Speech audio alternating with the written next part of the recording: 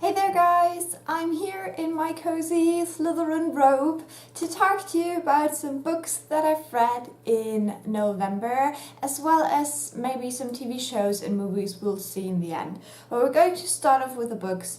I had a super busy month and I mainly read books that were from the library, so I don't have the physical copies here anymore to show you because I've returned them, but I hope you still enjoy this video. The first thing I quickly wanted to mention is Revive. I have mentioned this in videos before, but I just wanted to quickly wrap it up again so you know what I thought of it. Revive is written by Kat Patrick. I've read the German translation, and this is a book about a girl that died when she was quite young, and she's in a governmental experiment where she is actually revived. They have this kind of medicine that is able to bring her back from the dead, and she had this done a couple of times, but now she's like 16 and she's starting to question things about that and is not quite sure whether all is quite right with that.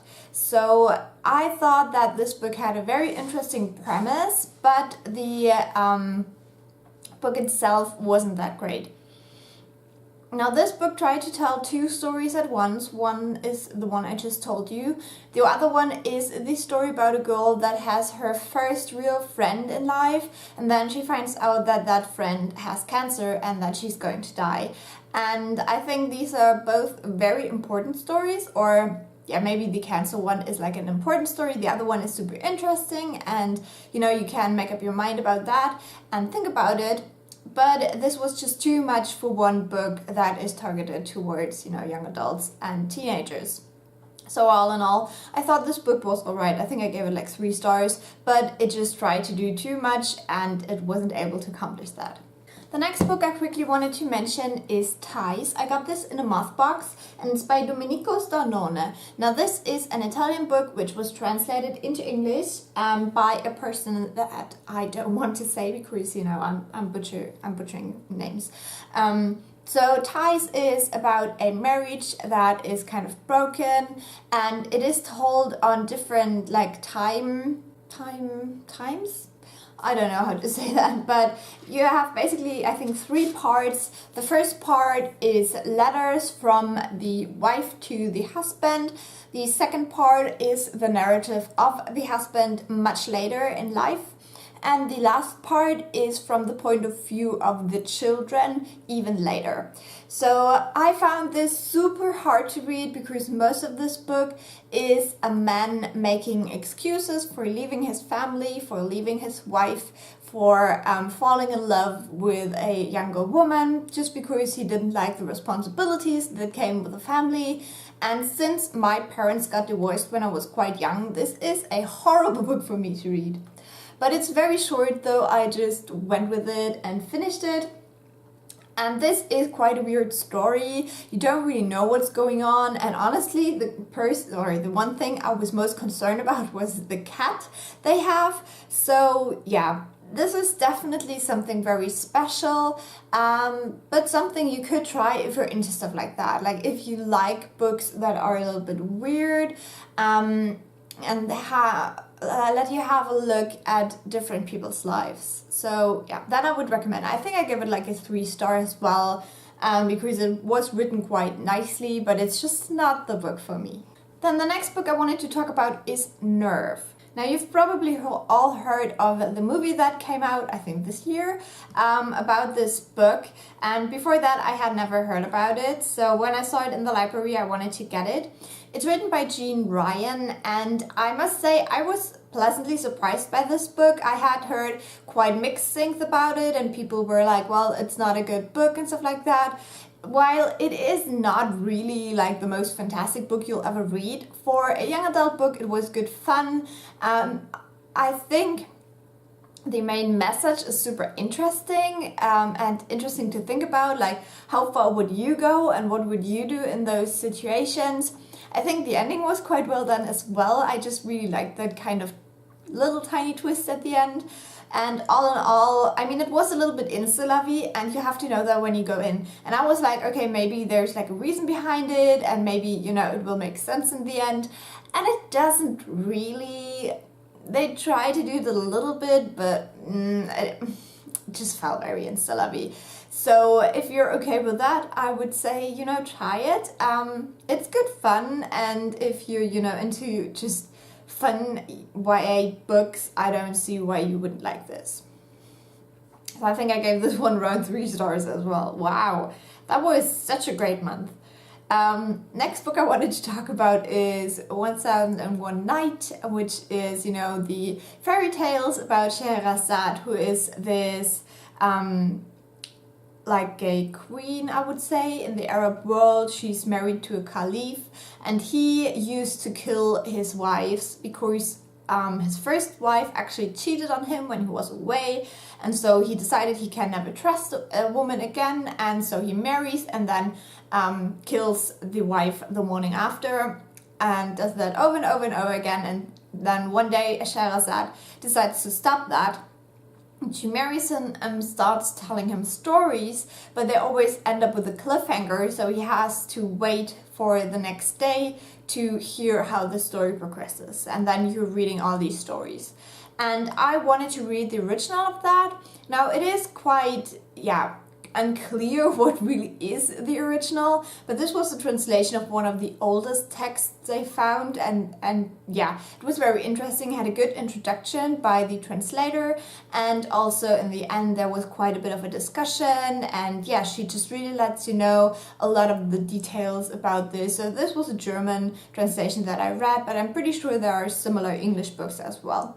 So I found this super interesting. It's just a completely different world, and obviously you have to live with that. The women are always the bad guys, so it's very clear with that. Like, women are always cheating, and then on the other hand you have Scheherazade, which is like the most intelligent person in this whole storyline, but you just have to live with that. It's just how things were back then, and I think it's interesting to read the originals. Like, I've read the what's it called, The Rose and the Dagger and The Wrath and the Dawn earlier this year, and I just wanted to check out the original story behind it, just to see what it's like. And I think I gave this one around 4 stars because I found it so interesting, especially like the introduction, and also the translation was done super well, but then obviously it's a little bit boring and very long. It's a very, very thick book. And then the last book I wanted to talk about is something that I've heard a lot of things about. I just have to look up the English title quickly. I think it's A Study in Scarlet. Scarlet? No, what's it called? Charlotte. Charlotte is her name. What? A Study in Charlotte, and this is by Brittany Cavallaro, I would say. This is the first book in a series, and this reimagines Sherlock Holmes with 2 teenagers. Holmes is a girl, and Watson is a boy. They go to the same school, and they kind of meet each other, and like Sherlock Holmes and James Watson, they're like their great-great-great-great-grandfathers. So that's basically the story, and so they have to solve a murder case. And the thing is that they are the prime suspects for that murder case. So this I had a lot of issues with. I wanted to like this story, but Watson was just so weird. I have to say I never read the original Sherlock Holmes stories. I only know the TV show and the movies, and the general gist that you get from just pop culture. But Watson was super weird. I felt like he was 12 years old for most of the book, and he's supposed to be like 16 or 17, so that didn't make much sense to me. Apart from that, I felt like they wanted to get over gender stereotypes, but they did not. Like, they gave Charlotte quite clearly some like typical female attributes that make her different from the original Sherlock Holmes. So she gets a little bit more emotional, and she only plays cool, basically. So I didn't like that. And also I really dislike the romance. I think it's so bad. Like, I can totally ship Sherlock and Watson in the TV show. I could do that maybe, but then I don't want to, because that would be like the most toxic relationship ever. And similarly, this romance, it just doesn't work. I don't like this. I think it's really badly done. The whole ending, it just threw me off. I don't know. So I think I gave it around 3 stars as well, because it was entertaining and it's easy to get through, but I had a lot of issues with this book, and also, you know, the anger issues that Watson has. Even though I think it is part of the original series, it just makes more sense to me with Watson being like a military guy, like a soldier. And in this book, obviously he's not, because he's just a child, and so his anger issues really got to me, and I didn't like that part of the story. Okay, sorry, I just ran out of memory, but yeah. I was talking about a study in Charlotte, and I was saying that I'm not quite sure whether I'm going to read the second book. It is available in my library, so I might as well pick it up next year sometime. But yeah, for now I'm quite unsure, and I would like to hear your opinion on that little series, whether the second book is any better or whether it's just even more cringe-worthy romance for me. Okay, and then one thing I did in November is I reread most of the Hunger Games series. So right now I am halfway through the 3rd book, but I'm going to finish it in December. For some reason this time around I was not as engaged in the series, but I think it's just because I read it on the weekends, because, you know, I'm commuting, so during the week I'm not here, and when I was gone I read other books, so I would only read these when I was here on the weekends. And I think this series is one that I enjoy most when I can just sit down and marathon the whole series in like 5 days or something like that. So yeah, but I'm still heavily in love with it, so I wanted to mention that. I was really in the mood to reread Hunger Games. Then I have one movie to talk about, which is It, the new version of it, the Stephen King movie adaptation. I loved it, to be honest. I thought it would be much worse, much scarier, but fortunately it was not. There were a few parts where I got a little bit too scared, but it's fine. I don't like watching horror movies anymore. When I was younger I did it all the time, but now I'm just a little bit too old for that, I think. Yeah, but it was good fun, this movie, and I'm excited to see the second part of it. I think the Skarsgård guy, is it Bill? I don't know. He's just fantastic, but I could, you know, when he was Pennywise, I could always say to myself, well, he's actually quite cute, so he's not that scary. So that really helped me watching that movie. Obviously, there's a lot of elements from the books that they are just not able to incorporate in the movies, just because this book is so long. And yeah, so I would still recommend, if you're interested in the story, read the book. It's even better. Like, nothing is as good as this book. When it comes to horror, it's my favorite Stephen King book, the only one I enjoyed from the ones that I've read. And yeah, it is just fantastic. TV show wise, I am rewatching The Blacklist, which I love. It's one of my favorite TV shows, but I'm still in the 1st season, and so yeah, I'm just rewatching that on the train. And then for, you know, new stuff that we're watching, we are currently watching Grimm. I don't know which season we're on, the one that is available on Netflix right now, and I think it's the 5th season. And yeah, it's getting better again. Like, the season before that was horrible. I was so over it and I just wanted it to be done and never think about it again. It is getting better now.